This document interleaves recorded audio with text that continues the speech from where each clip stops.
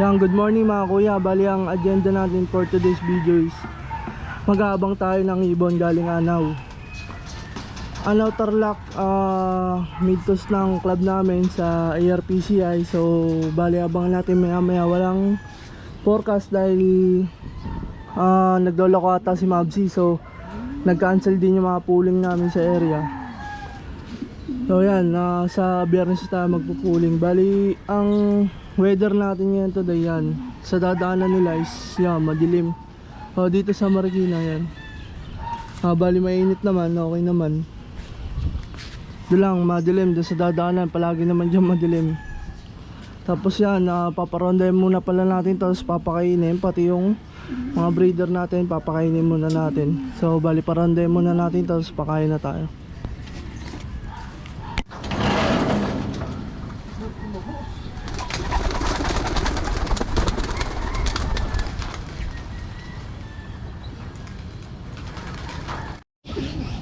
Yan, bali mga kuya, yan pinaronda muna natin yung mga jet fighter natin, mga pang south.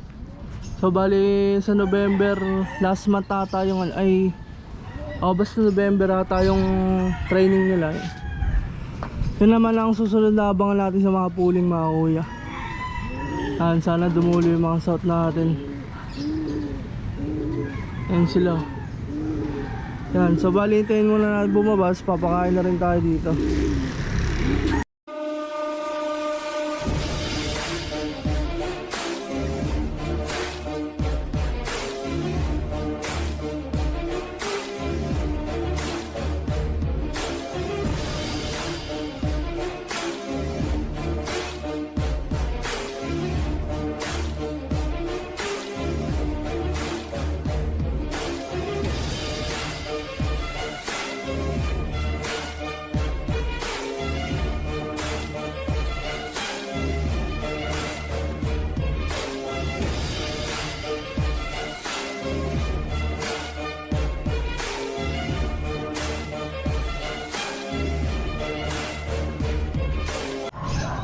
Nagrorandaan pa yung mga jet fighter natin mga kuya. Bali ang distance ko pala sa Anaw galing dito sa loob ko 131 km.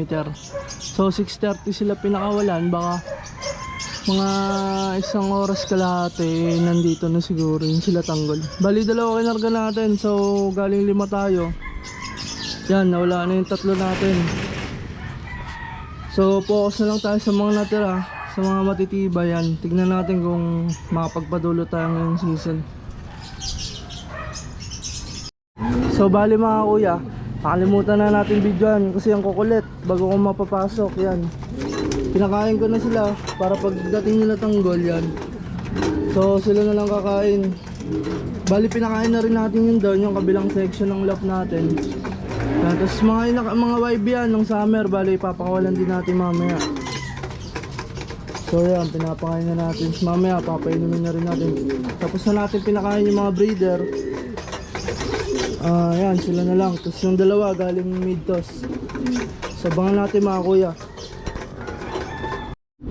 Yan mga kuya, bali as of 7:50 wala pa rin sila tanggal, yung dalawang sinakay natin. Binuwing muna natin itong mga inakay natin. May mga batcher na yung dalawa dyan, hindi ko pa napapamo. So bali siguro mamayang tanghali. Ganyang ginagawa akong technique para pag pinapawalan ko mamaya tanghali, hindi na sila masyadong agresibong lumipad. Yan, bali binabiewing muna natin sila. Yung dalawa dyan hindi pa paamo. Kuya, andito na si Pula as of 8:21. Yan, andito na si Pula. So papakasuhin muna natin. Iniwan na naman niya si Tanggol. So bali ito na naman yung nauna natin. Pati nung second lap, ito na naman. Pasok.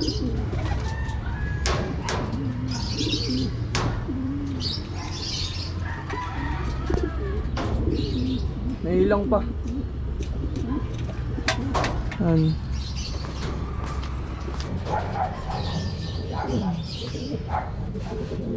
So bale ito yung ibon natin si pula mga kuya. Yan.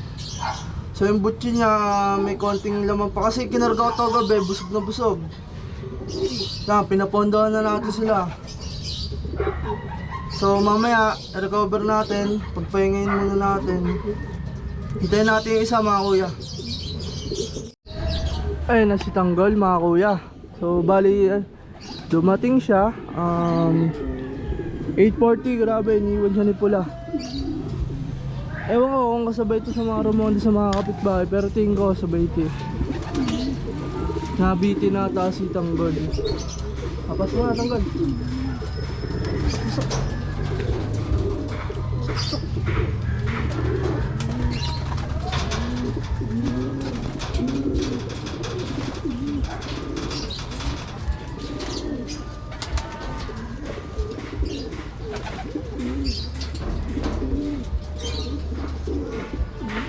Pa pumasok pa, bebe pa.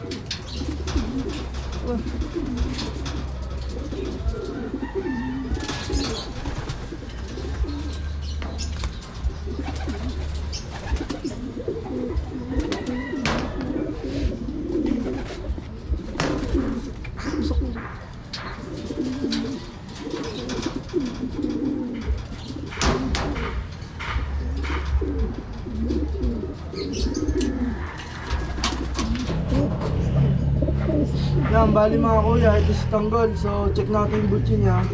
May konting-konti rin na laman.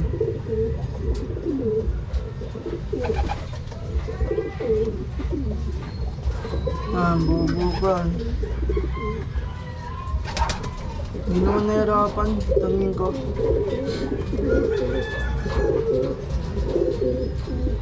Yan, okay naman siya. So pakainin muna natin dalawa mga kuya. Mga kuya, papakainin na natin yung dalawa. Bigyan na rin natin ng ideal mamaya. Yan, pakainin muna natin yung dalawa. So kaya yung ibang kasama nila nilagay ko doon kasi magbibigay ako sa nila ngayon ng vitamins. So para hindi sila madamay, no? Para hindi ma-immune. Sa akin kasi ganun ginagawa ko sa loob.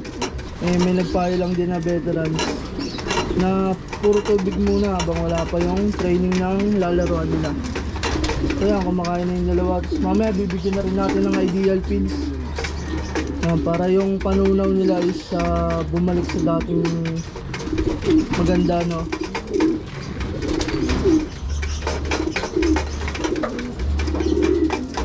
So bali mga kuya, magbibigay muna tayo ng ideal pills na bago sila uminom.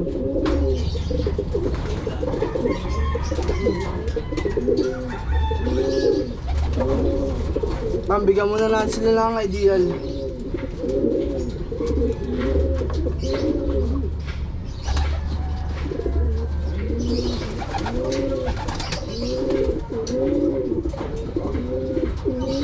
Para sa digestion nila, hindi masira.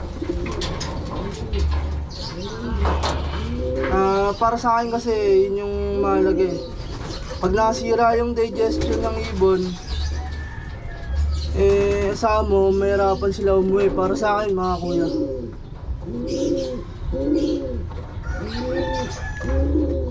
Saka hindi nila matutunan na maayos yung binibigay yung mga vitamins, mga patuka.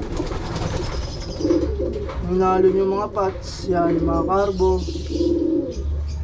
Yan. So bali pa inumin na natin siya mga kuya. Yan, so bali mga kuya, bibigyan na natin tong tubig nila. Yan, para makainom na sila. So hanggang mamaya yan, hanggang alas 12 siguro or alauna. Tapos back to plain water tayo mga kuya. Ayun, so tapos na ang abangan natin. Maraming salamat po mga kuya sa ulitin na lagi natin tandaan. Ibon lang ang magkakalaban mga kuya. Maraming salamat po.